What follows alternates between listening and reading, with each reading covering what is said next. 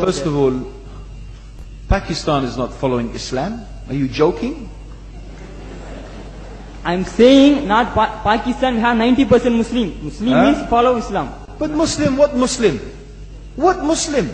I remember 15 years ago, it's not today and I heard it's worse. 15 years ago I remember going to a wedding in Pakistan.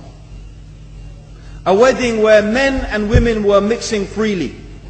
Where the bride was dancing on the stage with all the male members of the family dancing on the stage. I am sure somewhere around, we probably hidden in a corner then, but I hear now it's open, drinking alcohol. What Muslim are we talking about? This was 15 years ago. Now I hear it's even worse. Oh yes, they're Islam. When the bride and the groom are walking to the car, they're holding the Quran over their head for blessing. That Islam? That's not Islam.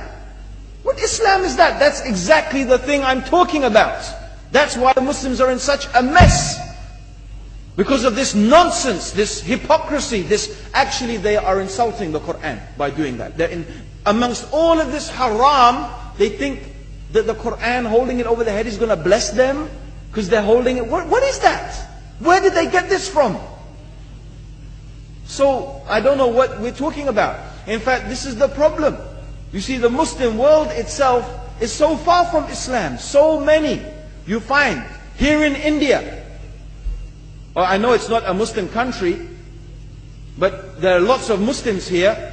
But I don't know what sort of Muslim. Most of them go to the dargah and they call upon some dead person in the grave, and they think that by talking to a dead person, they're going to have their needs fulfilled. What's the difference between that and worshipping an idol? There's no difference, believe me. It's shirk. I've seen it myself with my own eyes. I'm praying in the masjid. The adhan goes. The people are praying in the masjid. And the people in the dargah are not coming to the mosque to pray. They're still going around the dargah and making all their whatever the things they do. What's that? That's not Islam. You go to many countries.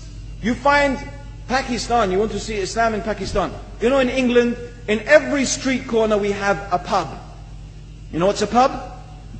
You know what's a pub? Like a bar, you know, a place where you sit and drink alcohol. Yeah? Yes? In Pakistan, believe me, they have something worse than that. Yes, worse.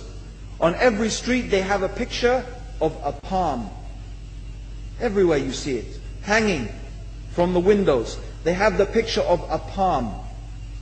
What's that advertising? Something worse than drinking alcohol. An invitation to disbelieve in Allah. That they're going to read your hand and tell your fortune. Shirk. It's shirk.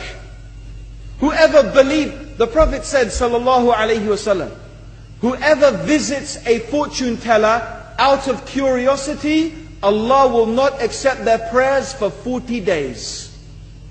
Whoever believes in the fortune teller has disbelieved in Allah and His Messenger. That includes, by the way, horoscopes. Yet you see in Pakistan, a picture everywhere of a hand. Worse than a pub. Worse than a pub. It is better to drink alcohol than make shirk with Allah. Yes. So this is the Muslim countries. You will not find one except they are not doing magic and shirk and kufr, or except maybe one or two you will find.